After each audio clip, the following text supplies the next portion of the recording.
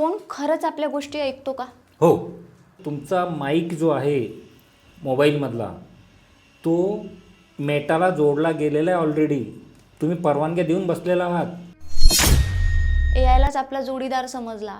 काहींनी व्हिज्युअलाइज करून एआयशीच लग्न करून टाकलं. हो, ए आय चांगलं जेवढं वाटतंय तेवढंच वाईट आहे. हळूहळू कळायला लागले, पण ते किती वाईट आहे याचा अंदाज नाही आहे.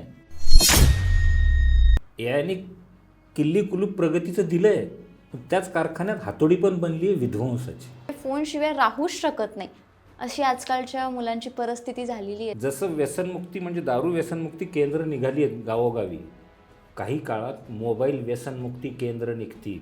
म्हणजे त्याच्या समोर त्याच्या आईला अटॅक आला तरीही त्याचं भान नाहीये. सनी देओलने हेमा मालिनीची मिठी मारली. निगेटिव्ह बातम्या जितक्या व्हायरल होतात ना तितक्या पॉझिटिव्ह होत नाही. एआयशी आपल्या पर्सनल गप्पा करणं कितपत योग्य आहे? तुमची प्रायव्हसी नावाची गोष्टच राहिलेली नाही. लोकांना वाटते प्रायव्हसी राहिली आहे. एआयचे जे ओनर आहे त्यांनी ते इंटरव्ह्यूमध्ये असं सांगितलं की ज्यावेळी कोर्ट किंवा अशी काहीतरी परिस्थिती येईल की आम्हाला पर्सनल डाटा द्यावा लागेल, पंतप्रधान कार्यालयाकडनं जाहीरपणे सांगण्यात आलं होतं की सगळे जणांनी आपापले पासवर्ड बदला. दर अर्ध्या पाऊण तासाने फोन वाजल्याचा भास होणं.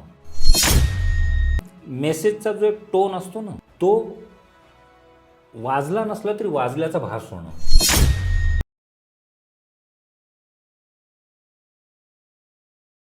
काय म्हणताय पब्लिक, बरे आहात ना? आजचा जो आपला हा पॉडकास्ट आहे हा विशेष खास पॉडकास्ट आहे. आपण बघतो की रील स्क्रोल करता करता करता करता कसा दिवस जातो हे आपल्यालाही कळत नाही. आणि म्हणून त्याच अनुषंगानं याचबद्दलची म्हणजे फोन ॲडिक्टेड ही तरुणं का होतात, फोन ॲडिक्शन नेमकं काय आहे, यापासून आपण कसं दूर गेलं पाहिजे यावर विशेष पॉडकास्ट घेण्यासाठी आज आपल्या काय म्हणतायच्या सेटवर आपण आमंत्रित केलेलं आहे आदरणीय डॉक्टर धनंजय देशपांडे यांना. नमस्कार. सर UK, कॅनडा आणि पुणे युनिव्हर्सिटीमध्ये सायबर क्राईमच्या रिलेटेड मेंटॉर म्हणून काम करतात. त्याच पद्धतीनं सरांना सायबर क्राईमच्याच फील्डमध्ये 3 नॅशनल अवॉर्ड देखील भेटलेले आहे. आणि म्हणून याच विविध प्रश्नाची उत्तरं शोधण्यासाठी आज सरांशी आपण गप्पा करूया. नमस्ते. विषय चांगला निवडला, त्याच्याबद्दल आपल्या काय म्हणताचं मी मनापासून अभिनंदन करतो.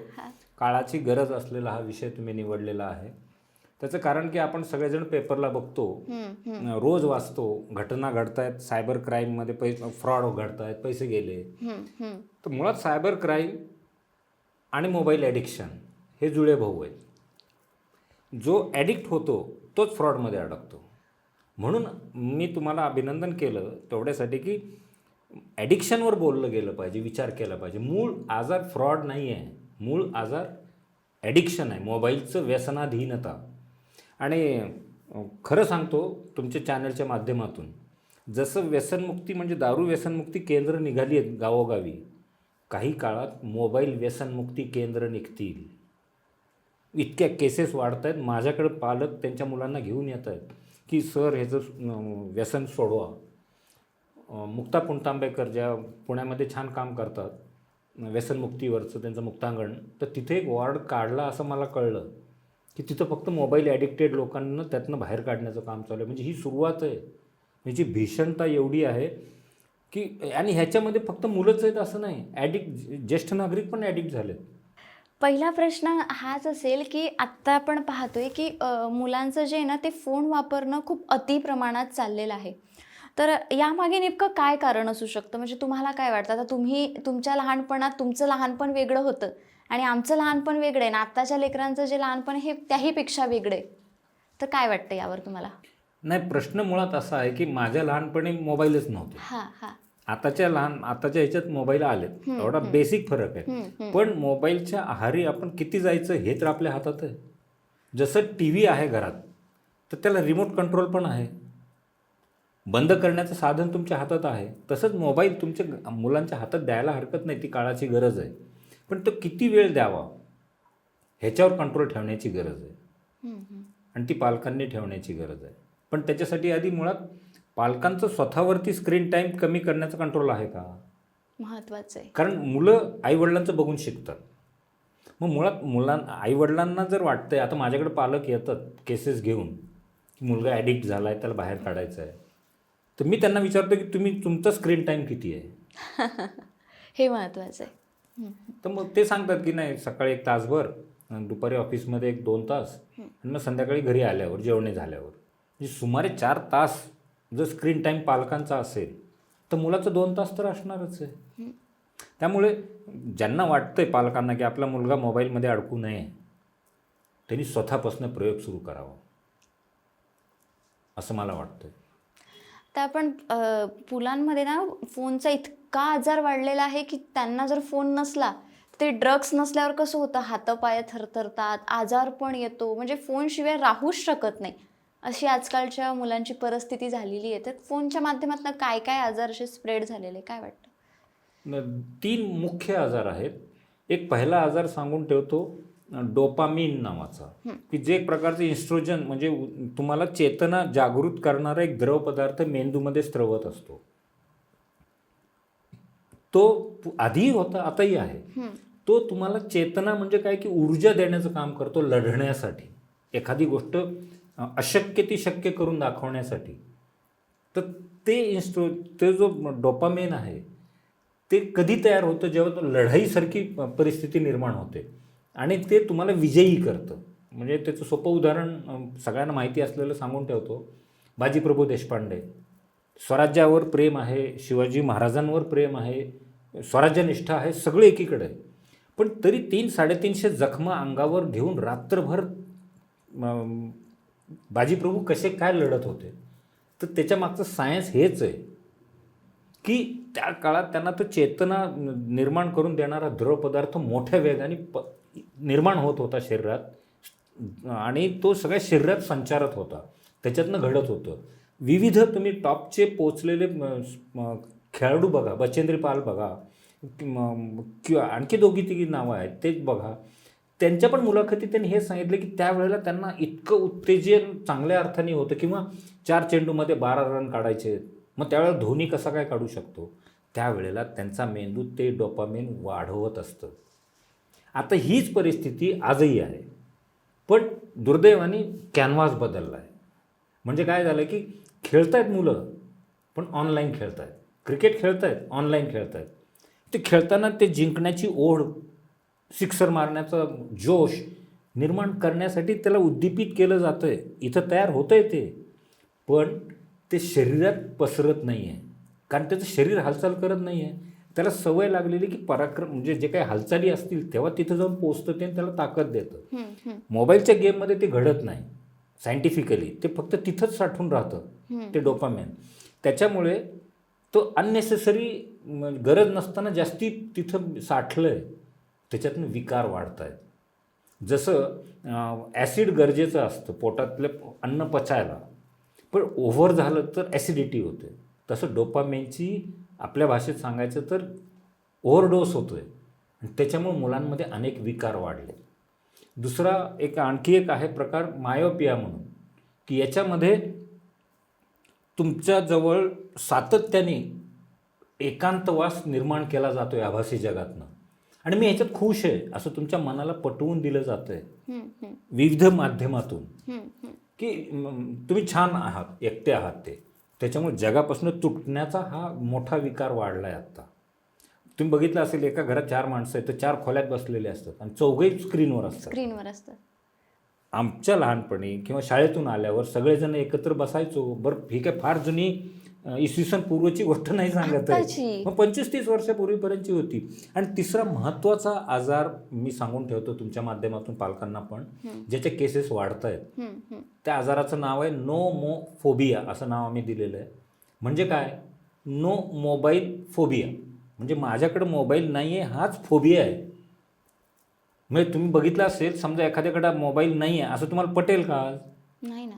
माझे स्वतःचे CA जे होते सुरुवातीचे, शेवटपर्यंत त्यांच्याकडे मोबाईल नव्हता आणि तरी ते माझ्यासारख्याचं सगळं व्याप सांभाळायचे ना. ते म्हणायचे काय गरज आहे? मग आता ती शक्यच नाही, विदाऊट मोबाईल एकही माणूस सापडत नाही. हरकत नाही, पण मोबाईल नाही आहे जवळ आहे, पण तो जर चेतना अवस्थेत नसेल तर तुम्हाला काय काय सिम्पटम्स दिसतात ते सांगतो. मग तुम्ही त्याचे रुग्ण होताय की नाही ह्याची टेस्ट आहेत या. म्हणजे दर अर्ध्या पाऊण तासाने फोन वाजल्याचा भास होणं, रिंग वाजली आहे का असं म्हणून चेक करायला जाणं, किंवा मेसेजचा जो एक टोन असतो ना तो वाजला नसला तरी वाजल्याचा भास होणं, हा दुसरा प्रकार आहे. तिसरा, तुम्हाला माहिती आहे तुम्ही फोन सायलेंटवर ठेवला आहे समजा, तरी तो सायलेंटचा एक तो रूमिंग आवाज असतो तो ऐकायला येणं आणि तो ॲक्च्युली नसतो. हे जे सिम्पटम्स आहेत, किंवा चाचपून पाहणं फोन आहे ना, बघा सवय असते माणसांना, हो. खिशात ठेवला तरी असं वरनं चाचपून बघतात, ही सगळी नोमोफोबियाची लक्षणं आहेत. आणि हे याच्यापैकी एखादं जरी लक्षण तुम्हाला दिसत असेल आणि विदाऊट मोबाईल तुम्ही एखादं काम करत असताना ते हाताला कंप आधीपेक्षा थोडा वाढला आहे असं वाटत असेल तर तुम्ही नोमोफोबियाचे शिकार होत आहे, हे नक्की आहे. म्हणजे महिलांना विशेषतः ते एखादी पोळी किंवा भाकरी पलटताना उलथनं वापरता तेव्हा स्वतःला ऑब्झर्व करून बघा, किंवा भाजीमध्ये तिखट मीठ टाकताना जे मसाल्याच्या डब्यातनं चमचा घेऊन टाकतात त्यावेळेला तुमच्या बोटांकडे लक्ष देऊन बघा. थोडा जर कंप होत असेल ॲज गुड ॲज पार्किन्सन, तर तुम्ही 100% आज ना उद्या नोमोफोबियाचे शिकार होणार आहात.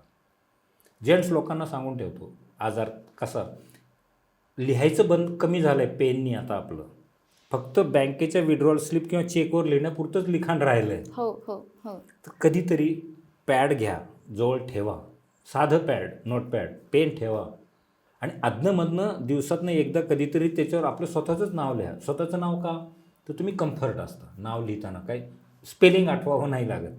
पण तुमचं नाव लिहितानासुद्धा जर तुम्हाला सलग लिहिता येत नसेल, थांबत थांबत लिहित असाल, किंवा बोट थरथरत असेल बारीक, एकदम बारीक, तर समजून जा नोमोफोबिया तुमच्यात शिरकाव झालेला आहे. असे 3 आजार आहेत. म्हणजे खरंच एक छोटासा फोन इतके आजार निर्माण करू शकतो, हे खरंच भीतीदायक आहे. म्हणजे आपल्याला वाटतं साधं साधं आहे, पण हे खूप मोठं एक आजाराचं लक्षण होऊ शकतं. सर, तुम्ही एकटेपणावर बोललेत. आता AI आलेलं आहे आणि मी पण असं म्हणजे याच पॉडकास्ट रिलेटेड स्टडी करत असताना वगैरे बघितलं की काही पोरींनी किंवा काही मुलांनी AIलाच आपलं कपल समजलं, AIलाच आपला जोडीदार समजला, काहींनी व्हिज्युअलाइज करून AIशीच लग्न करून टाकलं. हो. अशाही घटना आपण पाहतोय. म्हणजे हे एकाकीपणा सोडण्यासाठी AIचा वापर लोक करतात आहे. हो. यावर काय बोलाल? ते तर आणखी भीषण आहे. मी परत एकदा सांगतो, आत्ता जे AI दिसतंय ते हिमनगाचं वरचं टोक आहे. अजून मोठी सुनामी यायची आहे. मी त्या लाईनमध्ये म्हणून सांगतोय. अजून तुम्हाला AI चांगलं जेवढं वाटतंय तेवढंच वाईट आहे, हळूहळू कळायला लागले. पण ते किती वाईट आहे याचा अंदाज नाही आहे. प्रचंड प्रमाणावर धोके उत्पन्न होणार आहेत. म्हणजे मी तर गमतीत परवा म्हणालो की काही दिवसांनी मला मित्र येऊन सांगतील की सगळं सोडून देऊ, वल्कलं नेसू, जंगलात जाऊ, कंदमुळं खाऊन गुहेत राहू आरामात, ना मोबाईल ना सोशल मीडिया ना काही नको, मला सुखाने जगायचं आहे. तर सुखाने जगायच्या व्याख्येमध्ये AI चांगलं काम जेवढं करू शकतो त्याच्यापेक्षा वाईट काम जास्ती करू शकतो. माझ्याकडे एक व्हिडिओ आहे, मी तुम्हाला पाठवेल नंतर. आणि घडतं आहे, चायनामधला तो जपानमधला तो व्हिडिओ आहे. त्याच्यामध्ये मुलीचं व्हिडिओ कॉल आहे, मुलीचा व्हिडिओ कॉल येतो की मी शिकायला दुसऱ्या शहरात असते ती, तर मी पप्पा मला जरा आर्थिक अडचण आहे तर थोडे पैसे पाठवा. पप्पा म्हणतात पाठवतो, परवाच पाठवले पण पाठवतो, लगेच पाठवतो म्हणून ते पाठवायला फोन काढतात. एवढ्यात बेल वाजते म्हणून ते दार उघडतात तर दारात त्यांची मुलगी असते. AIचा एवढा इफेक्टिव्ह व्हिडिओ मी नाही पाहिला. म्हणजे वडिलांना पण आपली मुलगी AI माध्यमातून बोलते, म्हणजे AIची ती डुप्लिकेट आहे हे वडिलांना ओळखता येत नाही आहे. हे किती भीषण आहे, ही झलक आहे. म्हणून मी मागे पण म्हणालो होतो की कुठली ट्रेंड आले, घिबलीसारखे ट्रेंड आले होते, किंवा तुम्ही 40 वर्षानंतर कसे दिसणार आहात तो ट्रेंड आला होता मध्यंतरी. त्या ट्रेंडमध्ये वाहवत जाऊ नये, कारण त्याची तुमचा डेटा त्यांच्याकडे जातो आहे सगळा. कारण तुम्ही परवानग्या देताय सगळ्या त्यांना गॅलरी वापरण्याच्या, फोटो वापरण्याच्या. ते रिस्की असतं. ते AI म्हणजे काय, कृत्रिम बुद्धिमत्ता. ती कोणी तयार केली, माणसानेच. जसं बहिणाबाईची कविता आहे, ज्या कारखान्यात कुलूप बनलं त्याच कारखान्यात त्याची किल्ली बनली, बरोबर. आणि त्याच कारखान्यात हातोडी पण बनली ते कुलूप तोडणारी, अशी एक कविता येते. तसंच AIचं आहे. AIने किल्ली कुलूप प्रगतीचं दिलं आहे, त्याच कारखान्यात हातोडी पण बनली आहे विध्वंसाची. त्याच्यामुळे ए आयची आभासी जगामध्ये इतके रममाण पिढी झालेली आहे. बघा, आधी 5 दिवसाचं क्रिकेट होतं, टेस्ट, मग वन डेवर आलं, आता 2020वर आलं आहे. लोकांचा 5 दिवस क्रिकेट बघण्याचा स्टॅमिना कमी झाला आहे. तसंच 3 तासाचा सिनेमा बघणं कमी झालं आहे स्टॅमिना. मग आले कशावर? डॉक्युमेंटरीजवर आले, 20 मिनटं 25 मिनटं. मग ते इंग्लिश सिनेमा का हिट गेले? तर 3 तासाचा हिंदी सिनेमापेक्षा कथानक चांगलं आणि 1 तासाचा सिनेमा संपतो इंग्लिश, म्हणून लोक त्याच्याकडे वळले. तिथून आता अर्ध्या तासावर आले, तिथून 10 मिनटावर आले, 10 मिनटावरून आता 2 मिनटाच्या रीलवर दुनिया आली आहे.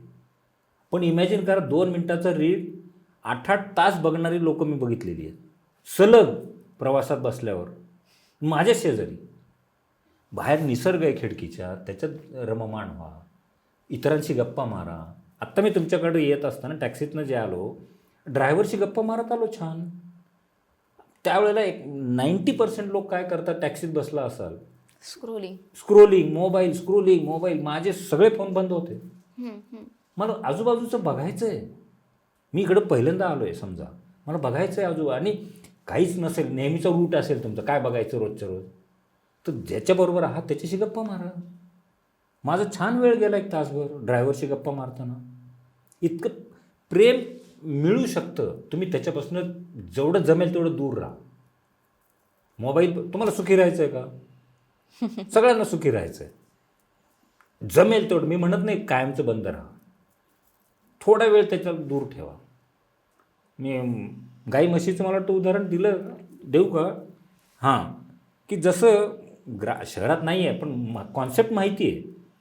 गाय किंवा म्हैस दारात बांधली जाते दुधासाठी, तुमच्याच मालकीची आहे, म्हणून दिवसभर दूध काढत बसता का?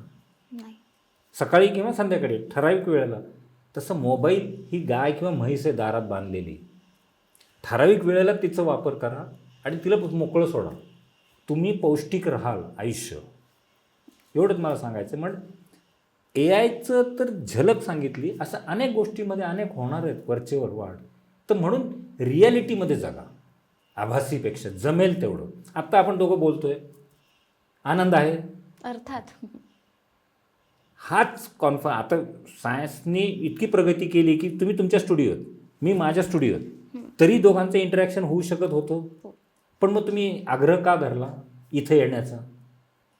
लाईव्हनेसमध्ये जी मजा आहे, किंवा तुमच्या प्रांतातलं सांगतो, कीर्तनात तुम्ही आहात, हजारो लोकांच्या समोर भागवत सांगताना किंवा ज्ञानेश्वर माऊली सांगताना तुम्हाला जो एक आनंद मिळतो, तो ऑनलाईन तुम्ही कीर्तन करताना येतो का? नाही.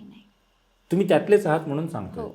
मी पण सायबरचे लेक्चर द्यायला जातो, त्यावेळेला मला ऑफलाईनला माझं प्राधान्य आहे ऑनलाईनपेक्षा. रिॲलिटीमध्ये लोकांमध्ये मिसळा, मग आपोआप मोबाईलचं ॲडिक्शन कमी होईल. आभासी जगातनं रिॲलिटीमध्ये या. हां, त्या आभासी जगामधली माणसं जोडा. आता तुमची माझी भेट कशामुळे झाली? आभासी जगामुळेच झाली. इन्स्टावर तुम्ही काहीतरी बघितलं, हां, ऑनलाईन मला शोधलं, सापडलं, तुम्हाला आवडलं, तुम्ही इन्व्हाइट केलं. त्याचा वापर या कामासाठी तेवढाच करायचा. त्याच्यानंतर आपण डिरेक्टली बोलतोय, उदाहरणांनी सांगतोय मी, डेमो, त्या रॅन्चोसारखे 3 इडियट्सच्या. बरोबर आहे. आत्ताच मी थोड्या वेळापूर्वी एक रील्स पाहिली सर, म्हणजे ती अशी एक अवेअरनेस पसरवणारी रील्स होती. आईला अटॅक आला, आई मरतीये अटॅकनी, आणि पोरं तरीही स्क्रोलिंग करत आहे. म्हणजे त्याच्या समोर त्याच्या आईला अटॅक आला तरीही त्याचं भान नाही आहे. अशी परिस्थिती पाहायला मिळत आहे सध्या. काय होतंय, परत तेच की एक अशीच एक आणखी एक ॲड आहे, ती ॲक्च्युली ॲड आहे की सिनेमा सुरू होण्याच्या आधी पडद्यावर अंधार, प्रेक्षक थोड्या वेळ थांबतात, सहन करतात, चुळबुळ करतात, मग हळूहळू पडद्यावर उजेड यायला लागतो, खिडकीतनं उजेड आल्यासारखा, आणि फक्त सिलिंग फॅन दिसतो फिरतानाचा. 1 मिनटं गेला, 2 मिनटं गेले, 5 मिनटं गेले, 10 मिनटं गेले, फक्त तेवढं फिक्स सीन, काहीच बाकी हालचाल नाही. पब्लिक पेशन्स संपला आणि ते शिट्ट्या मारायला लागले, आवाज, अरे रील अडकली का वगैरे वगैरे, तरी सीन फिक्स. आणि मग 10 मिनटानंतर तो कॅमेरा हळूहळू खाली येतो, तिथं पेशंट असतो झोपलेला, डोळे उघडे ठेवून, म्हणजे झोपलेला म्हणजे आडवा असतो असा, आणि मग कॅच लाईन येते, गेली 7 वर्ष हा माणूस फक्त हे सीन बघतोय. तुम्हाला 10 मिनटं बघण्याला सहन नाही झालं. बापरे. त्याच्यापेक्षा तुम्ही नशीबवान आहात.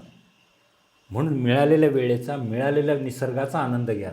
त्याच्या डेस्टिनीमध्ये फक्त सिलिंग फॅन आहे, तुमच्या डेस्टिनीमध्ये नाही, असं म्हणून ती संपली होती. तुमचा आजचा विषय तो त्याच्याशी रिलेटेड आहे की तुम्ही सर्वार्थाने आनंद घेणं हेच विसरून गेलो आहे रिॲलिटीमध्ये. आज आपल्याला अनेक अशा टूर कंपन्या आहेत, व्हर्च्युअली तुम्हाला, समजा तुम्हाला फ्रान्सला जायचं, फ्रान्सला जायला कमीत कमी 2-2.5 लाख रुपये लागणार जाऊन येऊन. त्याच्याऐवजी 20-25 हजारात अख्खं फ्रान्स घर बसल्या तुम्हाला फिरवून आणण्यात, तुम्ही तिथं आहात रिअलमध्ये, त्या पाळण्यात बसलेला आहात असं फील देणारे गेम्स आलेले आहेत. ते पैसे भरा तुम्ही आणि ते बघा, अर्धा तासाचा शो. कुठं चाललो आहे आपण? 2 लाखाच्या ऐवजी 20 हजारात मी फ्रान्सला जाऊन आलो, विथ तुमचे फोटोग्राफ पण तुम्हाला मिळतात त्या AIच्या माध्यमातून. हे कुठं चाललो आहे आपण? हे आभासी जगात तुम्ही रममान फक्त पैसे वाचून होत आहे, हे धोक्याचं आहे. त्याच्याऐवजी गल्लीतल्या एखाद्या कोपऱ्यावर जाऊन एखाद्या मंदिरात बसा, बागेत जाऊन बसा, ते तर मोफतच आहे ना. एक 10-5 रुपयाची आईस्क्रीम भेळ 50 रुपयाची, ते जास्ती लाभदायक आहे व्हर्च्युअलपेक्षा. व्हर्च्युअलमध्ये कामापुरतं जो वापरेल तोच सुखी राहील, हे नक्की आहे. अग्नी तुमच्या आपल्या संस्कृतीमध्ये अग्नी मानला गेलेला आहे. तो अन्नही शिजवतो आणि वणवाई लावतो. तुम्ही ठरवायचं काय व्हायचं ते. वा, किती सुंदर असं उदाहरण दिलं. सर, आत्ताच ना मी काही दिवसापूर्वी म्हणजे याबद्दलचा एक लेख ऐकला होता. ते असं म्हणतात की या रील्स आल्यामुळं पोरांचं कॉन्सन्ट्रेशन खूप कमी झालं. म्हणजे सलग 1-1.5 तासाचा मूवीही काही मुलं पाहू शकत नाही. त्यांना सेकंदमध्ये पाहावं वाटतं, कारण तर ते स्क्रोलिंगमुळं. तर काय वाटतं याबद्दल? खरंच कॉन्सन्ट्रेशन हरवलं का आजच्या पिढीचं? हो. माझ्याकडे आलेल्या केसेसमध्ये बघतो, जेव्हा मुलगाला आता मी सायकोलॉजीच्या अँगलनी बघून सांगतो, तो मुलगा स्थिरपणे 5 मिनटं पण बसू शकत नाही विदाऊट मूवमेंट, म्हणजे हालचाल न करता. तर आम्ही सांगू, तीच टेस्ट असते आमची की तू अजिबात हातपाय न हलवता तू शांत बसून दाखव. नाही होत. पण तेच मोबाईल द्या त्याच्या हातात, त्याला सांगावंच नाही लागत, तो काहीच करत नाही, बाकी हालचाल बंद, त्याचं हे फक्त अंगठे चालू. गमतीत मी तर सांगतो की दिवसभरात तुमचा अंगठा कमीत कमी 4 किलोमीटर तरी वॉक करून येत असेल स्क्रोलिंग करता करता, इतकं अंगठा चालतो आहे तुमचा. त्यामुळं स्टॅमिना तर कमी होणारच आहे, आणि त्याचा परिणाम परीक्षा पेपर सोडवण्यावर होतो आहे, असं मला काही शिक्षकांनी पण सांगितलं आहे की वेळेच्या आधीच पेपर संपवणं, सगळ्या प्रश्नाची उत्तरं देणं, पण ओव्हर कॉन्फिडन्समध्ये देणं, त्याच्यामुळं मार्क्स कमी असणं, ह्या सगळ्या गोष्टी. ते रील्स एक माध्यम आहे कमीत कमी शब्दात छान वर्णन करण्याचं. मी त्या रील्स ह्या प्रकाराला दोष देतच नाही आहे. 3 तासाचा सिनेमा जो सांगू शकतो, ती 3 मिनिटाची रील पण सांगू शकते, जर तुम्ही कशी वापरली आहे त्याच्यावर डिपेंड आहे माझं म्हणणं. जसं परत अग्नीवरच येतो, सकस अन्न तुम्ही पंचपक्वान्न खाल्लं म्हणजे पोट भरतं असं नाही, पिठलं भाकरी खाल्लं तरी पोट भरतं. अग्नी दोन्ही शिजवतोय. रील म्हणजे पिठलं भाकरी असेल आणि सिनेमा म्हणजे पंचपक्वान्न आहे, दोन्हीनी पोट भरणार आहे. पण ते कंटेंट काय आहे, ती भाकरी आहे का पिझ्झा आहे, जंक फूड आहे, त्याच्यावर तब्येत आहे. भाकरी खाल्ली तर पोट नाही बिघडणार, जंक फूड खाल्लं तर बिघडणार आहे. तसं रील्स चांगले असतील, काही काही खूप चांगले, हुसेनी वगैरे माझे काही मित्र, खूप छान रील्स असतात त्यांचे, माणुसकीचा संदेश पसरवणारे असतात. तुमचे पण रील्स मी बघितलेले छान असतात. माझे आणखी एक ते रवींद्र पाटील म्हणून आहेत, त्यांचे रील्स छान असतात, काहीतरी देतात ते. कसं बसतं मॅडम चांगला रील बनवणं, एवढं सोपं नाही आहे. सिनेमा 3 तासाचा कोणीही बनवेल, 2 मिनटाचं 3 मिनटाचं रील, आणि त्याच्यातसुद्धा थोडं एंटरटेनमेंट एलिमेंट, ज्याला वैद्यकीय भाषेत शुगर कोटिंग टॅबलेट म्हणतात. जर तुम्हाला चांगला संदेश द्यायचा आहे तो थोडा विनोदी अंगाने दिला तर लोक ते रील जास्तीत जास्त बघतात. त्याच्यामुळं रीलमध्ये अडकण्यापेक्षा त्याच्यातलं कंटेंट, आणि कसं आहे अल्गोरिदम लागू झाला आहे आता सोशल मीडियाला सगळीकडं. तुम्ही आज जे अल्गोरिदम म्हणजे ज्यांना माहिती नाही त्यांना सांगतो, आता ते लागू झालं आहे मेटाचे सगळीकडं. मेटा म्हणजे सगळ्याच सोशल मीडियाला. तुम्ही आज जे काही बघताय, उद्या तुम्ही तिथं ऑनलाईन गेलात की ते आधी दिसणार. त्याला म्हणतात अल्गोरिदम. म्हणजे उदाहरणार्थ समजा मी यूट्यूबला हास्यजत्रा बघतोय आज, उद्या सकाळी मी यूट्यूब उघडले की मला आधी हास्यजत्राचे व्हिडिओ दिसणार. मी कपिल शर्मा बघत असेल तर मला कपिल शर्मा दिसणार. आता हे चांगली उदाहरणं झाली. तसंच तुम्ही वाईट काही बघत असाल, दुसऱ्या दिवशी वाईटच येणार आहे तुमच्यासमोर, कारण तुमच्या स्क्रीनवर काय चाललं आहे हे ते बघतायत आणि तुमच्यासमोर तेच देत आहेत जे तुम्हाला आवडतं आहे असं वाटतं आहे. हे गलत आहे. त्याच्यामुळं चुकून, म्हणजे माझ्याचकडची गंमत सांगतो, धार्मिक अधार्मिक अशातला भाग नाही, मला सगळ्या गोष्टीत इंटरेस्ट असतो. काही लोक प्रेमाने देतात हे असं काहीतरी ते घालतो.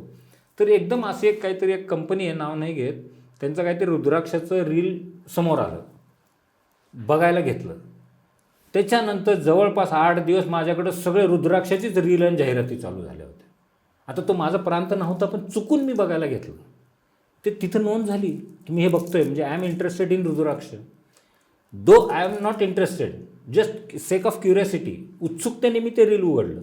आता ह्याच्या पुढं लक्षात घ्यायचं लोकांनी की रील समोर दिसतं ते तुमचं, त्याला एक हेडिंग असतं बघा बऱ्याच रील्सला. ते हेडिंग वाचूनच तुम्ही ठरवा आता ह्याच्या पुढं की ते जर, आणि सनी देओलने हेमा मालिनीची मिठी मारली आई म्हणून, धर्मेंद्रच्या बद्दल ते रील आली होती. ॲक्च्युली ते दोघंही भेटलेले नाही आहेत, पण तुम्ही उत्सुकतेने ती रील ओपन करता आणि तो नको ते कंटेंट तुमच्यासमोर येतात, म्हणजे जे खरे नाही आहेत. आणि मग तसेच दुसऱ्या दिवशी येतात, तिसऱ्या दिवशी येतात. आणि मग हिटलरचा एक प्रचारतंत्र प्रमुख होता गोबेल्स नावाचा. त्याचा सिद्धांत होता, एकच गोष्ट 10 वेळेला सांगा, ती खोटी असली तरी लोकांना खरी वाटायला लागते. तसंच तोच प्रकार आता रीलच्या मध्ये झालेला आहे की एखादी गोष्ट खोटी आहे, ती 10 वेळेला सांगायला लागली की ती खरी वाटायला लागते.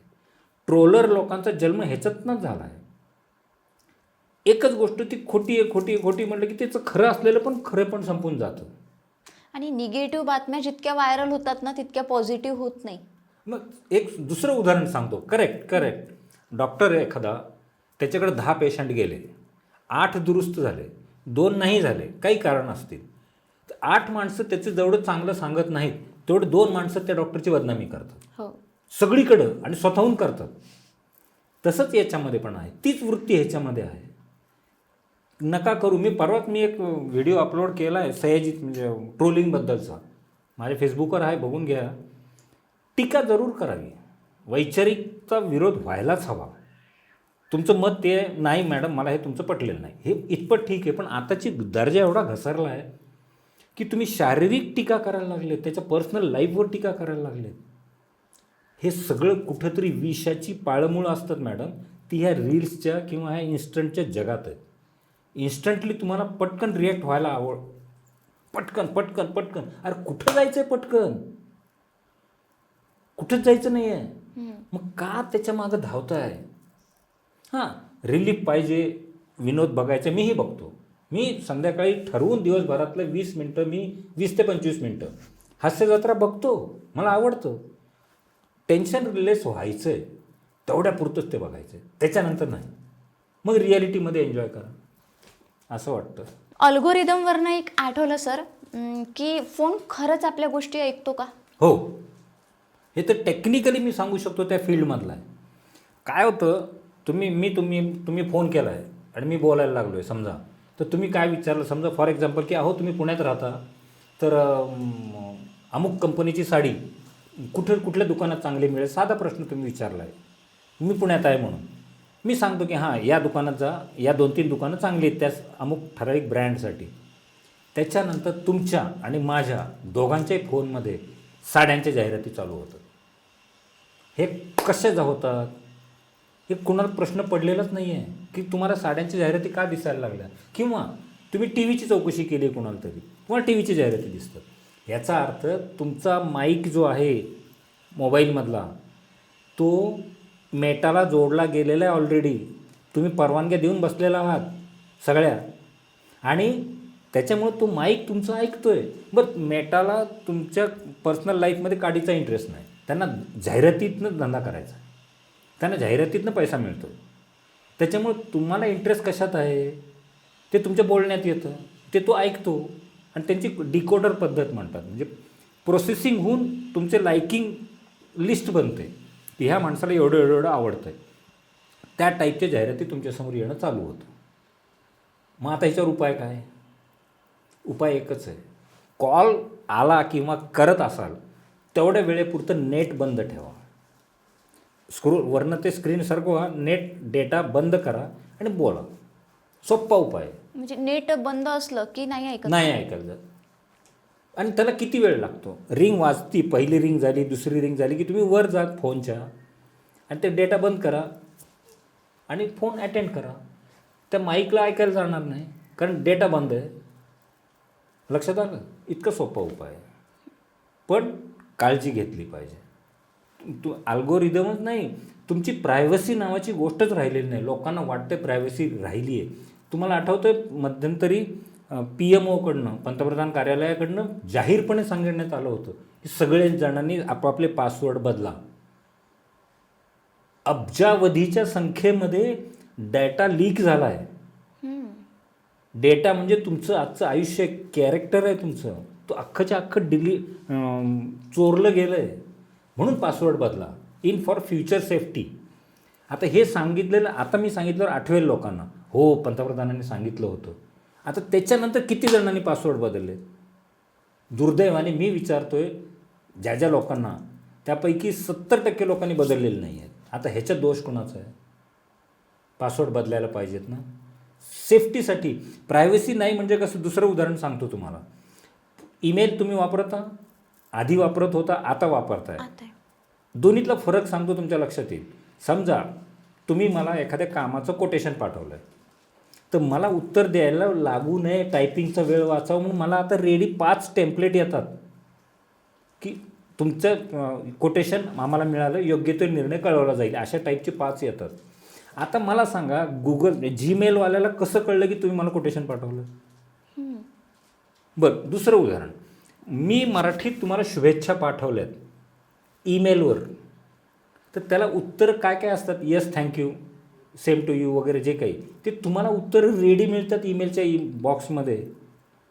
त्याला कसं कळलं? याचाच अर्थ की तुमचं प्रायव्हेट काही राहिलेलं नाही आहे.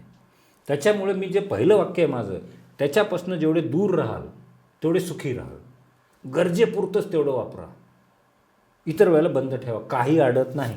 मी इतक्या विविध ठिकाणी काम करतो आहे, माझं काहीच अडत नाही आहे. कामापुरतं जरूर वापरा, ईमेल वापरा, जरूर वापरा.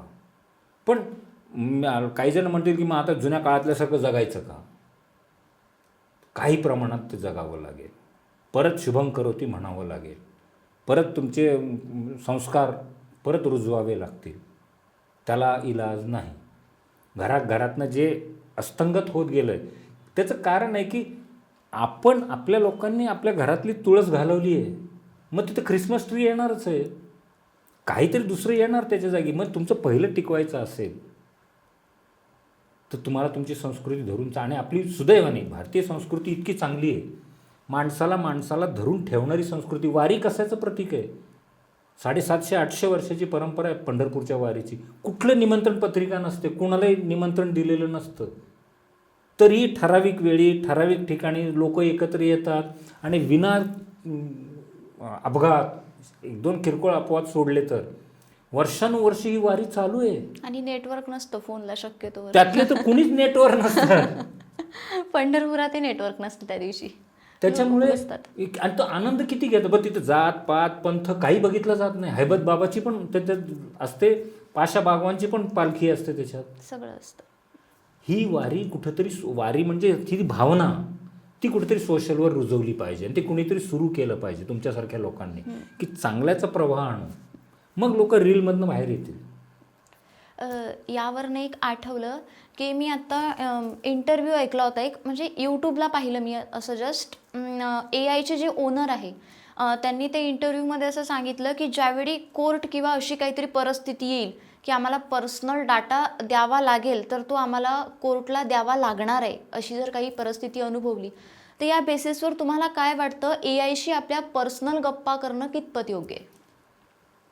अजिबात करू नका असं माझं म्हणणं आहे.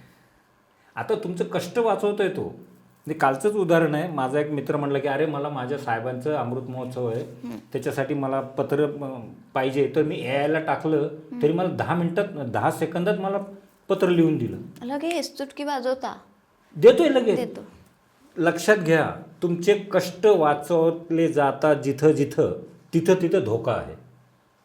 शॉर्टकट. माझ्या लहानपणी लग्न दुसऱ्या गावी असेल तर बैलगाडीतनं वराड जात होतं, बरोबर? तुम्ही ऐकलं तरी असेल. हो ना. हो. तेव्हा ॲक्सिडेंट होत नव्हते, रस्ते खराब होते पण ॲक्सिडेंट होत नव्हते. नाही, आता एक्सप्रेस हायवे झाले, ॲक्सिडेंट होतात. ॲक्सिडेंट वाढलेत, लग्नाचे वराडाचे टेम्पो दरीत जात आहेत. म्हणजे सुविधा आली, त्याच्याचबरोबर धोके आले. मग आता तुम्ही म्हणाल बैलगाडीतनं जायचं का? आता नाही, गाडीतनंच जायचं आहे, पण बैलगाडीसारखं जायचं आहे. शांतपणे निवांतपणे जायचं आहे. 120 गाडीच्या स्पीडोमीटरला 180चा स्पीड दिला आहे, पण 180चा स्पीड चालवण्याचं डोकं आपल्या ड्रायव्हरला आहे का? किंवा त्या टाईपचे टायर आपण बसवलेत का? किंवा त्या टाईपची सडका तरी आहेत का? एक्सप्रेस हायवे आहेत पण सगळीकडे रेलिंग आहे का? मध्येच एखादं जनावर आडवं आलं, बॅलन्स गेला, तुम्ही धडकला. त्याच्यामुळे तुम्ही वेगाची कमी, जीवाची हमी असं जे म्हणतो आपण, तेच याच्यात पण आहे. वेग कमी करा सोशलवरचा, सातत्याने अपडेट टाकू नका टाकू. अनेक जणांना हौस असते, हॉटेलमध्ये गेलं की ते ॲटम आले, पदार्थ मागवलेले, खाण्याच्या आधी त्याचा फोटो घ्यायचा आणि इन्स्टॉल टाकायचा. स्नॅपचं ट्रेंड आहे परत एक. हां, वाय? तुम्ही खाताय, तुमच्या पैशाने खाताय, तुमच्या मंडळींबरोबर एन्जॉय करताय, त्याचं प्रदर्शन का करताय? असं माझं म्हणणं आहे. खाजगी पण खाजगी ठेवा, त्याला तंत्रज्ञानाला आत येऊ देऊ नका. तुमचं खाण्यातला आनंद खाण्यात ठेवा. पिकनिकला गेलाय, जरूर जा, तिथले फोटो अपलोड करायची घाई का? ट्रिपहून आल्यावर फोटो अपलोड करा. फार तर मुळात ती तुमची खाजगी गोष्ट आहे. आता एकदा परत आपण भेटू तेव्हा मी सायबरवरतीच विशेष बोलू आपण, कारण तो वेगळा विषय आहे. पण आपण खाजगी पण स्वतःहून घालवलं आहे सगळं त्याला सांगून. म्हणजे माझ्या पत्नीला मला जर पत्र पाठवायचं असेल, प्रेमपत्र, किंवा माझ्या मैत्रिणीला, तर मी AI ची मदत घ्यावी लागते मला. का? तर मला तुम्ही त्याच विज्ञानाने, त्याच मोबाईलने मला पंगू केलं आहे, म्हणजे पॅरालिटिक केलं आहे. माझं इथलं कामच करत नाही आहे, म्हणून मला ते AI चा आधार घ्यावा लागतो. गोंडस नाव दिलं आहे की ते तुमची सोय देतो आहे. सोय नाही आहे ती, तुम्हाला पॅरालिटिक केलं जातं आहे. AI नाही तर माझा निबंध कसा होणार? पोरांना भीती बसली आहे.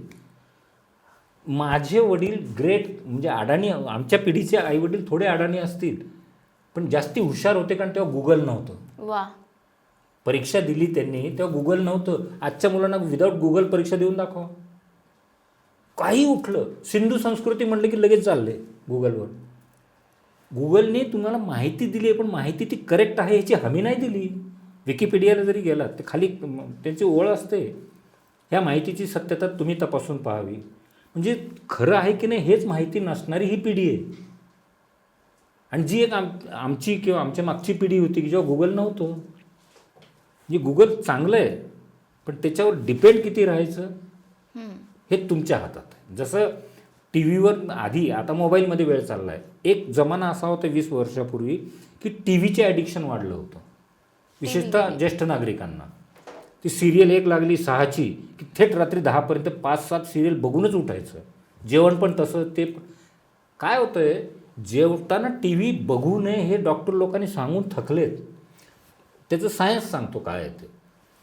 टी व्हीवर समजा रडका सीन चालू असेल सासू सुनेचा, तर ते जेवताना ह्या सुनेला पण रडायला येतं किंवा ती अटॅच असते इमोशनली, आणि त्याचा तुमच्या पचनसंस्थेवर परिणाम होतो, खाण्यावर परिणाम होतो, तब्येतीवर परिणाम होतो.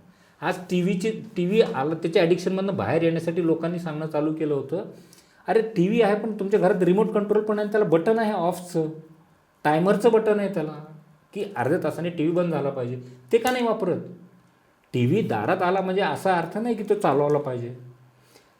त्याची जागा आता मोबाईलने घेतली. आला आहे तर किती वापरायचा, त्याच्या आहारी किती जायचं. म्हणजे आधी म्हणायचे बघा, घड्याळ जेव्हा नवीन आलं रिस्ट वॉच, तेव्हा शान होती घड्याळ घालणं. आता माणूस घड्याळाला बांधला गेला. आधी मनगटाला घड्याळ होतं. तसं मोबाईलच्या बद्दल झाले. मोबाईल आपल्यासाठी आहे, आपण मोबाईलसाठी नाही आहेत. सर आता काय होतं ना, ॲक्शन मूवी, ॲक्शन रील्स हे सध्या जास्त खूप ट्रेंडिंगमध्ये आहे. तर याने तुम्हाला असं वाटत नाही का की आजकालच्या मुलांमध्ये किंवा सगळ्यांमध्येच ॲग्रेशन कुठेतरी वाढत चाललेलं आहे? हो, राग खूप वाढतोय. काय झालंय, सगळ्यांनाच श्रोता वक्ता व्हायचं आहे. श्रोता कोणालाच व्हायचं नाही आहे. खरा वक्ता तो असतो जो आधी श्रोता असतो. चांगल्या भाषेत की लिस्नर, ऐकणंच कमी झालं, मला बोलायचं आहे.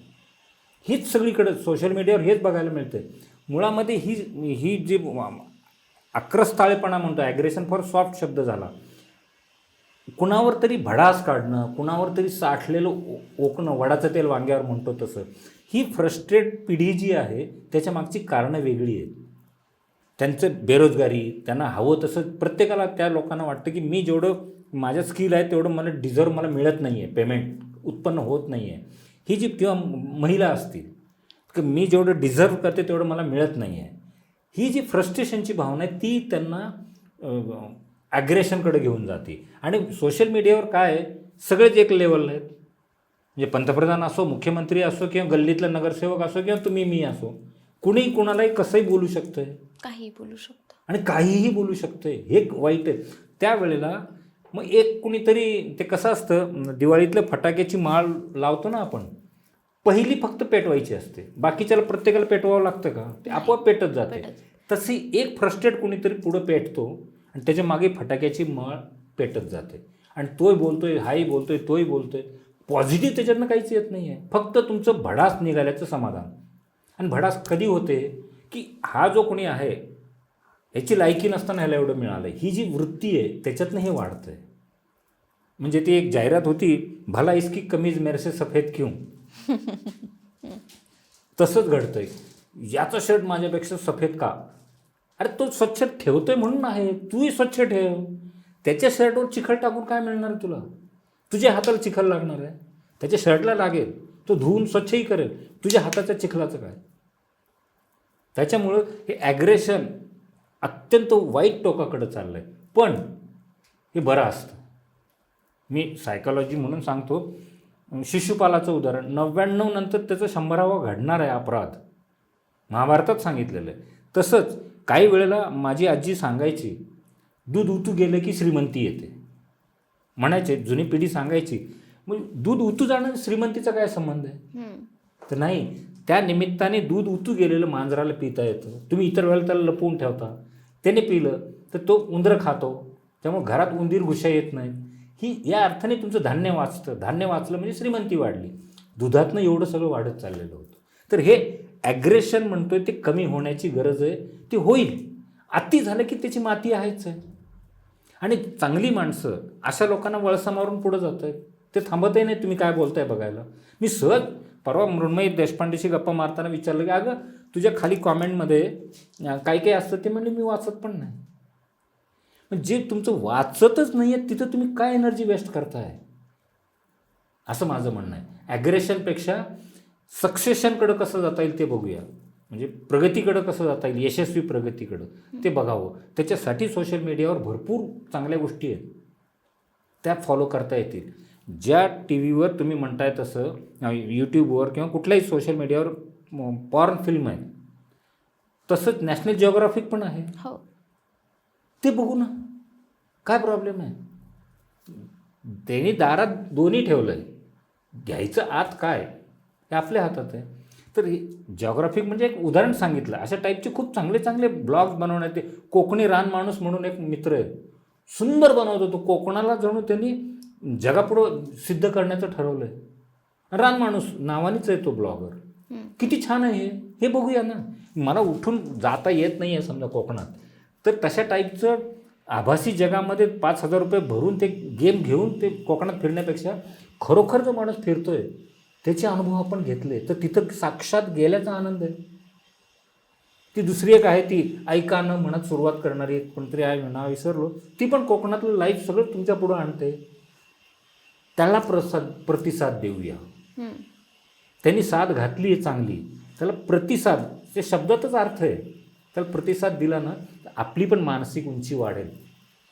दुसऱ्याला नावं ठेवून, दुसऱ्याला शिव्या घालून तुमची रेषा मोठी होणार नाही आहे. तुमची रेषा मोठी करायची तर तुम्हाला तुमची रेषा मोठी केली पाहिजे. दुसऱ्याची पुसून तुम्ही मोठी नाही होत. एवढंच. पॉर्नचा विषय निघाला आता, तर तुम्हाला काय वाटतं, पॉर्न साईट्स पाहणं किंवा ह्या जास्तीत जास्त अवेलेबल होणं, या अशा गोष्टी, यामुळेही मोबाईल ॲडिक्शन वाढत चाललंय का? काही प्रमाणात तो कारणीभूत आहे तो विषय. आणि त्याच्यातनं ब्रेकअप वाढणं किंवा एकांतवास बरा वाटणं, हा जो आजार मी मगाशी जो म्हणाल मायापीन नावाचा आजार वाढत चालला आहे, माझ्या एकांतात मी सुखी आहे, ही भावना तुमच्यामध्ये आणली जाते आहे. ॲक्च्युअली मोबाईल आले बाजारात तेव्हा कनेक्टिंग द पीपल असं म्हणत आले होते. आता खरंच माणसं एकमेकाला कनेक्ट आहेत का? मोबाईलला कनेक्ट आहे. मग ते माणसाला जोडणारं यंत्र म्हणून जे तुमच्याकडं आलं, ते यंत्राला तुम्ही जोडले गेलेत, माणसांना नाही, असं मला म्हणायचं. त्याच्यामुळे पॉर्न चांगलं का वाईट हा भागच नाही, तो वाईटच आहे. आणि त्याच्याहून वाईट आहे की त्याच्यात पण अल्गोरिदम आहे. त्याच्यामुळे आज तुम्ही बघितलं उत्सुकता म्हणून, आणि उद्या नाही बघायचं ठरवलं तरी ते तुमच्यासमोर तेच येणार आहे, तुम्हाला परत परत मोहात पाडणार आहे. त्यामुळे त्याच्यापासून दूर राहणं बरं. आपण पाहतो की कोरोनाच्या आधी फोन वापरण्याची संख्या थोडी कमी होती असं लक्षात येतं. तुम्हाला काय वाटतं, आत्ता जे हे फोन वापरणं अति जास्त होतंय, म्हणजे वापर नसला तरी वापरणं सुरू आहे, तर फोन वापरण्यामागे कोरोना हे एक कारण असू शकतं का? आहे, दुर्दैवाने आहे. विशेषतः एज्युकेशन सिस्टीमवर फार मोठा आघात कोरोनाने केला. एज्युकेशन फ्रॉम होमवर, वर्क फ्रॉम होम जे नोकरीवाल्यांसाठी होतं ते एक वेळ चालत होतं, पण एज्युकेशन जेव्हा ऑनलाईन आलं त्या काळात, तेव्हा मुलांच्या हातात मोबाईल देणं पालकांना भाग पडलं. शिकायचं कसं मुलांनी? बरं, जसं तुम्ही पूर्वी बिफोर करोना शाळेमध्ये गेला तर ठराविक 6 तास होता, कॉलेजला असाल तर काय 5 तास होता, त्याच्यानंतर तुम्ही घरी येऊन तुमच्या बाकी ॲक्टिव्हिटी करत होता. इथं काय झालं, तुम्ही मोबाईलवर 3 तास कॉलेज अटेंड केलं आहे, त्याच्यानंतरही तुम्ही त्यालाच चिकटून बसलेले आहात. त्यातनं बाहेर कुठं आला आहे? कॉलेज संपल्यावर जसं रिॲलिटीमध्ये प्रिमायसेस कॅम्पस सोडून तुम्ही बाहेर येत होता, इथं तसं नाही होत आहे. इथं त्याच कॉलेजमध्ये संध्याकाळ चालली आहे, आणि त्याच्यासाठी तो कारणीभूत आहे, त्याला इलाज नाही. पण माझं परत सांगणं तेच आहे, जेवढं गरज होतं तेवढं आता तरी कळलं आहे ना, तर मग आता जेवढा वेळ लागतो तेवढाच वेळ त्याच्याकडे जा, बाकी वेळ जाऊ नका. आणि कितीही बिझी माणूस असू द्या, सोशल मीडियावर तुम्हाला पूर्ण 24 तासात फक्त 1.5 तास पुरतो. सकाळी अर्धा तास, दुपारी अर्धा तास, रात्री झोपताना अर्धा तास. त्याच्या व्यतिरिक्त तुम्ही त्याच्याकडे फिरकू नका. समजा तुम्ही मला व्हॉट्सअप केलं आहे, माझं सकाळचा 8चा टायमिंग आहे, 8 ते 8:30. समजा तुमचं 8:45ला मला व्हॉट्सअप आलं, मी ऑफलाईन आहे. बरं, तुम्हाला मला अर्जंट गाठायचं आहे आणि मी रीड केलेलं दिसलं नाही आहे, तर तुम्ही काय कराल? कॉल करेल. तुमच्या प्रश्नातच उत्तर आहे. 24/7 मी ऑनलाईन राहण्याची गरज काय आहे? समोरच्याला गरज असेल तर तुम्हाला कॉल करेल. जसं अननोन नंबर आम्ही शक्यतो घेऊ नका सांगतो. जर खरंच जे तुमच्याकडे सेव्ह नसेल पण गरजू आहे, आता जसं तुम्ही पब्लिक फिगर आहात, तुम्ही अनेकांचे नंबर ठेवू शकत नाही सेव्ह, मी पण ठेवू शकत नाही, पण 2दा-3दा वाजून बंद पडू द्या अननोन नंबर. तो खराच गरजू असेल किंवा खराच तुम्हाला कॉन्टॅक्ट करायचा असेल तो करेल, तर तो कॉल करेल किंवा मेसेज करेल की देशपांडे सर, मला तुम्हाला पॉडकास्टसाठी बोलवायचं आहे, तर आपण भेटूया का? हे मी घडलेलं सांगतोय आमच्यामधलं. जेन्युइनली तुम्हाला गाठता येतं ना त्याला. तर म्हणून माझं त्या मुद्द्यावर सांगणं तसं आहे की त्याच्याकडे फार नका बघू. आता सगळ्यात महत्त्वाचा प्रश्न, फोन किती वेळ पाहावा? लहान लेकरांनी किती वेळ पाहावा?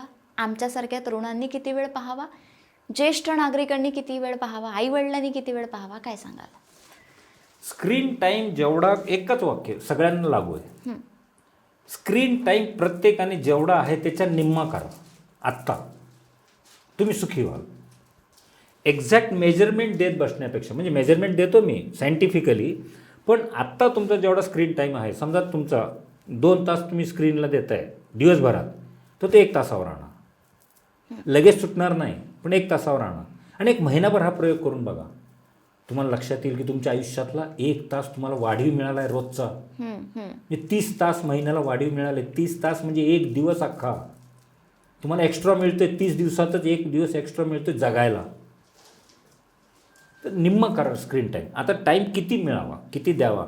एज्युकेशन मुलांचं जे असेल चालू ऑनलाईन संदर्भात, आता शाळा कॉलेज चालू झालेत खरं तर, ऑनलाईन काही नाही आहे, पण त्याच्या नावाखाली जी मुलं काही करतायत त्याच्यावर पालकांनी लक्ष ठेवलं पाहिजे. ते सांगतील उत्तरं, पण मी तेही सांगतो. होमवर्क सांगितलं आहे, गृहपाठ सांगितला आहे, प्रश्नाचे निबंध सांगितले, त्याच्यासाठी आम्ही ऑनलाईन आहेत. तसं काहीही नसतं. तर पालकांनी हे त्यांना समजावून सांगा. प्रसंगी पालकांनी मुलांच्या बरोबरीला बसून त्याचे प्रॉब्लेम सॉल्व करा. दुसरं टायमिंगबद्दल तुम्ही म्हणालात, ते शालेय विद्यार्थ्यांचा दिवसभराचा स्क्रीन टाईम 2 तास खूप झाला. तो विभागून द्या, सलग देऊ नका. पालकांना त्यांना सांगा की तुला काय बघायचं ते बघ, पण विभागून बघ. सलग 2 तास नाही, एक 10 मिनटं बघितलं आहे, बंद केले, बाकीच्या कामाला लागले, अशा पद्धतीने. तरुणांनी 1.5 तास खूप झाला ऑनलाईन. आता अतिशयोक्ती वाटेल, जिथं 15 तास आजचं रेकॉर्ड आहे ॲव्हरेज वाईज, 15 तास स्क्रीन युवा पिढीचं ॲव्हरेज मी काढलेलं रिसर्च आहे 17 तासापर्यंत ॲव्हरेज निघालं आहे. आता त्यांना 2 तासावर आणणं म्हणणं म्हणजे त्यांच्यावरती मानसिक ताण येतो, पण आणावा लागेल. मी म्हटलं ना, तुम्ही प्रवासात आहात तर प्रवासाचा आनंद घेतला पाहिजे, ना की रीलचा. 2 तासापर्यंत त्यांनी आणावं, म्हणून त्याच्यासाठी उपाय सांगितला. हे आदर्श मीटर आहे. जसं गाडी ॲव्हरेज एवढे देते असं म्हणून तिथं स्टार टाकतात आणि लिहितात की उत्तम चालवण्याच्या कंडिशनमध्ये, अदरवाईज तुम्हाला तेवढं ॲव्हरेज मिळणार नाही. तशी याच्यामध्ये आहे. तुम्हाला 2 तास ही आदर्श प्रमाणपट्टी आहे तरुणांसाठी. पण तुम्ही आत्ता जर 15 तास असाल तर म्हणून मी उपाय सांगितला की निम्मा करा, 7.5 तासावर या आणि तसं 1 महिनाभर करून बघा. महिनाभर सक्सेस झालं तर मग त्याच्यातनं परत निम्मा करा, 3.5 तासावर याल. 3.5 तासावरून तुम्ही 2 तासावर याल. माझा स्वतःचा स्क्रीन टाईम आजही 1 तासाच्या वर नाही आहे. इतक्या वेगवेगळ्या ठिकाणी काम करत असून 24 तासात तो 1 तास विभागून आहे माझं 10-10 मिनटं. 6 वेळेला गेलं की माझं 1 तासात पुरतं. 6 वेळेला मी दिवसभरात ऑनलाईन जातो, पण तरीही कुणालाही त्याचं आडलेलं नाही आहे. उलट मी रिॲलिटीमधला आनंद घेतोय ना. स्क्रीन टाईमचा असा आहे, ज्येष्ठ नागरिकांनी 1 तास वाढीव देऊ त्यांना, ज्येष्ठ नागरिकांना. म्हणजे डिस्काउंट त्यांनी हा डिस्काउंट म्हणतात. त्यांनी आयुष्य खर्चून घर उभं केलेलं आहे, त्यांना तुमचा तो हक बनता. तर त्या ज्येष्ठ नागरिकांना माझं सांगणं आहे की 3 तासाच्या पेक्षा जास्ती तुमचा वेळ जात असेल तर तुम्ही नोमोफोबियाचे शिकार होणार आहात. ओके. आणि मग फ्रॉडमध्ये अडकणार आहात. बरं, हे झालं. थांबू का? बरं सर, घ्यायचं ना. हे झालं ज्यांना समजतं त्यांच्याबद्दल. आता आपण पाहतो की अगदी 2-3 महिन्याच्या लेकराच्याही हातामध्ये आई बाळ रडू नये म्हणून फोन देऊन देते. तर बाळाच्या हातात फोन देणं कितपत योग्य आहे? ते तर धोकादायकच आहे. मी माझे ऑफिसच्या वरती डॉक्टर आहे, मोठं हॉस्पिटल आहे, तिथे मी बघतोय, त्यांच्याशी गप्पा मारताना बघतोय. त्यांच्याकडनं कारण पण एकदा विचारलं मी, तर आपल्या शरीरात मुलांच्या बाबतीतलं त्यांचं डोक्याचं वजन साधारण 5 किलो असतं. तर सातत्याने मोबाईलमध्ये असं घेतल्यामुळे मानेवर ताण येतोय आणि मानेचा ताण स्पॉन्डायलिसिसकडे जातोय, म्हणजे मणक्याचे विकार वाढत आहेत.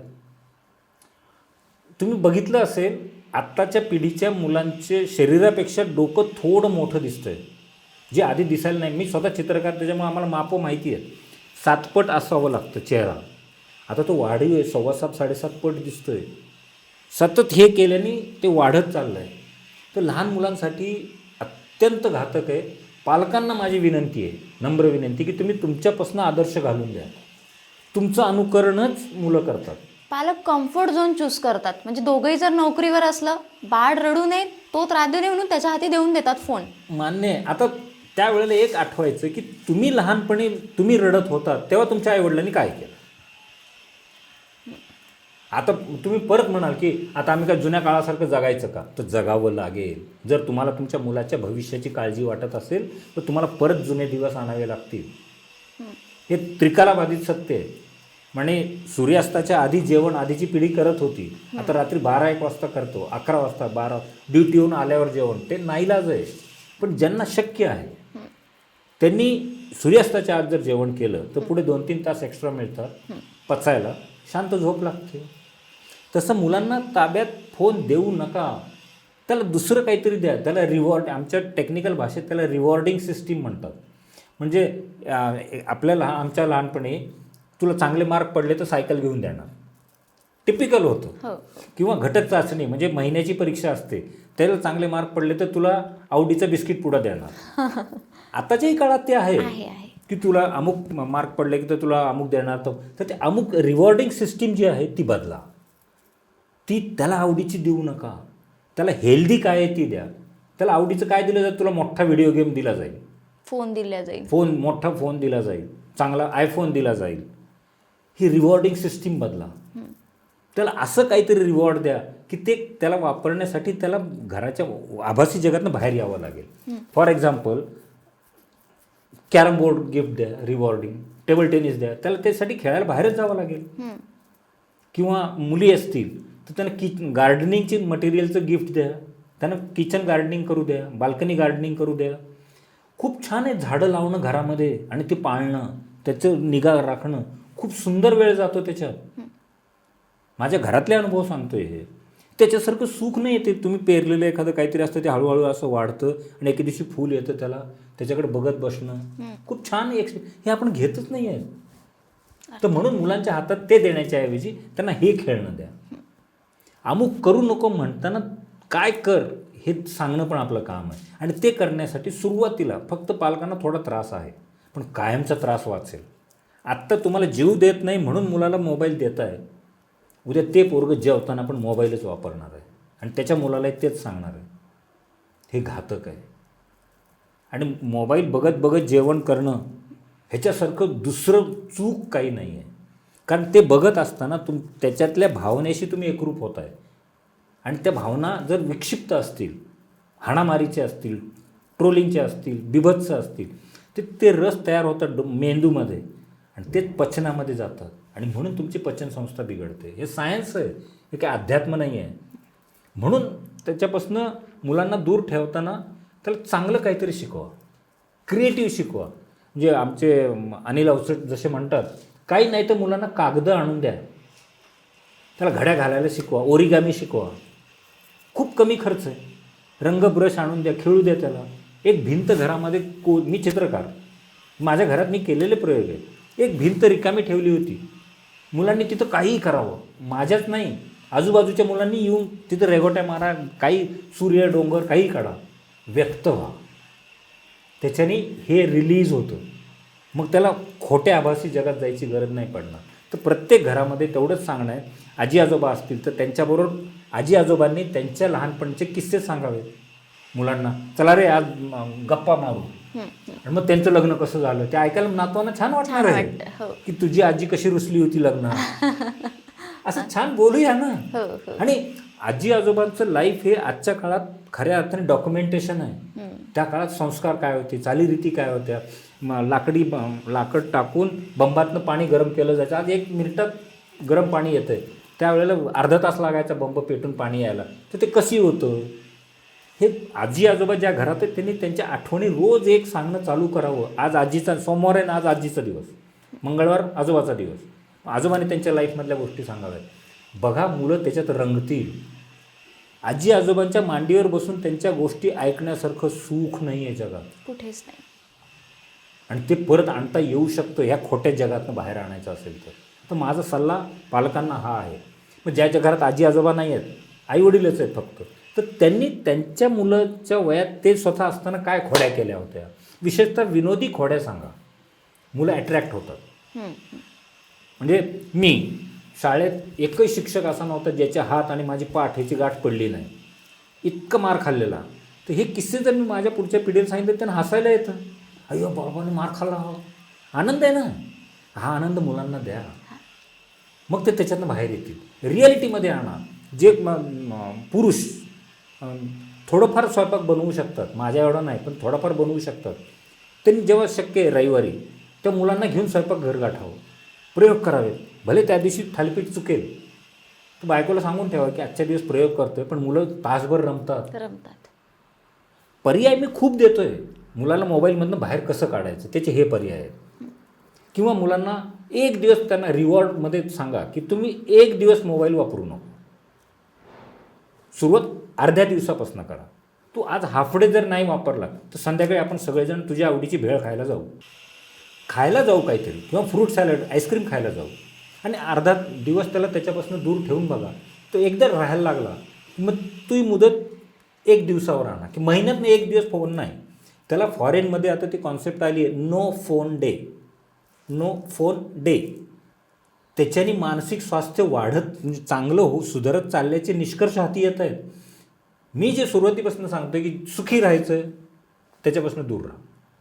एक दिवस तरी दूर राहून बघा, तुम्हाला खूप आनंद वाटेल. मुलांचं मोबाईल तर इमिजिएटली सुटेल. त्याला रिॲलिटीमध्ये आणा.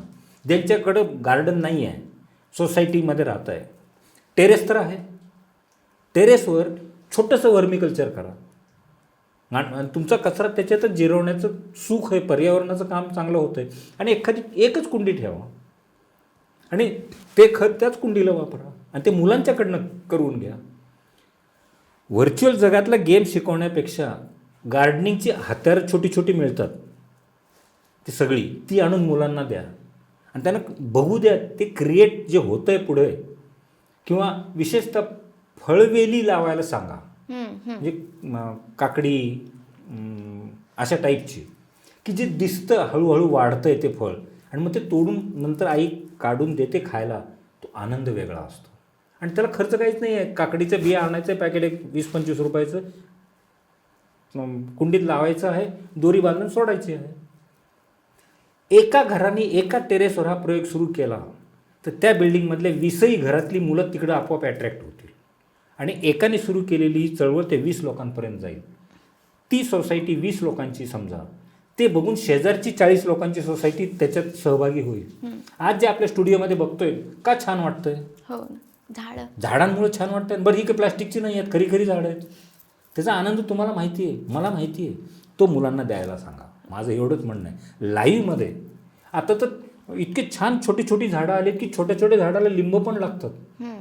तर ते लिंब वाढताना बघू द्या मुलांना आणि वाढल्यावर त्याचं तोडा आणि मुलांच्या बरोबर मुलांना शिकवा सरबत कसं बनवायचं. तुम्ही मगाशी आन्सरमध्ये बोलत असताना आयफोनचं नाव घेतलं म्हणून एक प्रश्न आठवला की अँड्रॉइडपेक्षा आयफोन हा चांगला आहे का सिक्युरिटीच्या बाबतीत? वेगळ्या भाषेत सांगतो उत्तर. दगडापेक्षा वीट मऊ. म्हणजे असं की अँड्रॉइड फोन वापरत असताना 90% धोके आहेत. आयफोन वापरताना 90% धोके नाहीत पण 10% आहेत. असा माझ्याकडे केसेस जेवढ्या येतात सायबरच्या त्याच्यातले 80 ते 85% मालक अँड्रॉइडवाले आहेत, पण आयफोनवाले पण आलेले आहेत माझ्याकडे. संख्या कमी आहे, अत्यंत कमी आहे म्हणजे त्या अर्थाने, कारण त्यांची स्वतःची इनबिल्ट सिक्युरिटी सिस्टीम जास्ती चांगली आहे म्हणून तर ते महाग आहे. अँड्रॉइड स्वस्त असण्याचं कारण ते आहे, ते इझिली ॲक्सेस होतं, इझिली हॅक होतं. आयफोनचं होत नाही तसं. आता लोकांना वाटेल मी शक्यतो टाळतो शब्द, कुठल्या कंपनीचं प्रमोशन करतो आहे असं वाटतं म्हणून, पण तुम्ही विचारल्यावर मी हे उत्तर दिलं. इनबिल्ट सिस्टीम त्यांची चांगली आहे तुलनेने, पण नॉट 100% शुअर. ते कंपनीच्या प्रोफाईलवर पण चेक करा, ते कसली गॅरंटी तशी देत नाही, ॲश्युरन्स देत नाही. पण त्यातले त्यात दगडापेक्षा बरी. बरं, शेवटचा प्रश्न ऑडियन्ससाठी असेल की मोबाईल ॲडिक्टेड असलेल्या ऑडियन्स, मोबाईलमध्ये गुरफटलेले ऑडियन्स किंवा मोबाईलमध्येच आपल्याला पाहणारे ऑडियन्स, काय सांगाल या ऑडियन्सला? तुम्ही म्हणलात त्याचं माझं उत्तर असं आहे की मोबाईल हे शाप आहे आणि वरदान आहे. वरदान आहे. तुम्ही कसं वापरताय त्याच्यावर ते शाप किंवा वरदान ठरणार. आता वरदान म्हणजे कसं, डेमो देतो परत. आत्ता मी जे काही सांगितलं ते मोबाईलमुळं तुमच्या हजारो प्रेक्षकांपर्यंत पोचतं आहे. मोबाईल नसतं तर कसं पोचलं असतं? त्याला मला लिमिटेशन्स होते. म्हणजे माझी जी काही लेक्चर्स, व्याख्यान, वर्कशॉप्स होतात एका वेळेला 400, 500, 1000 लोकांपर्यंत माझी मर्यादा आहे शिकवण्याची. इथं n नंबर ऑफ माणसांपर्यंत एकाच वेळेला पोचतोय ना, हे वरदान आहे. त्याच्यामुळं तुम्ही त्याचा वापर कशा रीतीने करताय त्याच्यावर ते शाप आहे का वरदान आहे. तर माझं म्हणणं तेवढंच आहे, दारात चांगल्या पद्धतीची गाय बांधलेली आहे, त्याचा वापर कसा करायचा तुमच्यावर आहे. तुम्ही तिला अति वापरलं तर ती लाथ मारणार आहे, हे गॅरंटेड सांगतो. अति कुठलीही गोष्ट झाली की त्याची माती होणार आहे. तुम्ही लिमिटेडमध्ये वापरा. अहो साधं कशाला, दूध खूप पौष्टिक आहे बरोबर, कपभर पिलं ओके, तांब्याभर पिलं ओके, टीपभर पिलं तर काय होईल, बरोबर आहे. पोट गडबड होणार ना. हो हो. पौष्टिक सुद्धा अति नको असतं. तसंच मोबाईल अति नको, कामापुरता तेवढ्यापुरता, संपला विषय. पैठणी खूप सुंदर आहे, कालही सुंदर होती, आजही सुंदर आहे साडी. तुम्ही महिला आहात म्हणून ते उदाहरण सांगतो, महिलांना नाही. पैठणी नेहमीच चांगली, पण म्हणून तुम्ही झोपताना पैठणी घालता का? नाही नाही. वैकुंठात जाताना पैठणी घालता का? योग्य ठिकाणी योग्य वस्त्र, हे गणित आहे. त्याला किती वेळ, पैठणी खूप चांगली असून तुम्ही सगळीकडे जशी वापरत नाही तसंच मोबाईलचं आहे. सगळीकडे नका वापरू. लोक टॉयलेटला घेऊन जातात मोबाईल आणि तिथं बघत बसतायत. वाय, कशासाठी? असं माझं म्हणणं. बाथरूममध्ये आरसा असतो की नाही, तो कशासाठी दिलेला आहे? तुम्ही स्वतःशी संवाद साधण्यासाठी दिलेला आहे. वास्तुशास्त्रामध्ये हे सांगितलेलं आहे. हे मी माझ्या मनाचं नाही सांगत आहे की स्वतःशी संवाद साधावा, त्याच्यासाठी आरसा आहे. तुम्हाला वाटतं की आरसा म्हणजे साफसूफ करायला, तो दुसरा दुय्यम आहे. त्याच्यामुळे त्याच्यामध्ये जाण्यापेक्षा त्याला आपल्यामध्ये आणा. मग तुमच्या लक्षात येईल की जगणं खूप सुंदर आहे, खूप सुंदर आहे. नाना पाटेकर आमचे स्नेही, त्यांच्याशी गप्पा मारताना एकदा मी सहज विचारलं होतं त्यांना की नंतरचं काय. ते म्हणजे काय नाही, ठराविक काळानंतर मी बंद करणार सगळं, खेड्यात जाऊन राहणार आहे. आणि तसंच त्यांनी केलं. मी त्यांना विचारलं होतं 10 वर्षापूर्वी, त्यांनी खरं करून दाखवलं. सिंहगड पायथ्याला खेड्यात जागा घेतली, तिथं राहत आहेत. आणि आता जाहीर केलं त्यांनी की आता 71व्या वर्षी मी रिटायर सगळ्या गोष्टीतनं. म्हणजे जो प्रचंड करोडपती माणूस आहे तो सुद्धा नको म्हणतोय हे सगळी साधनं मला आता काही, मी तिकडे चाललोय, आता खेड्यात चाललोय. तर या पद्धतीने तुम्ही त्याच्यातनं बाहेर किती लवकर येऊ शकाल तेवढे सुखी व्हाल. रिॲलिटीमध्ये जगायला शिका.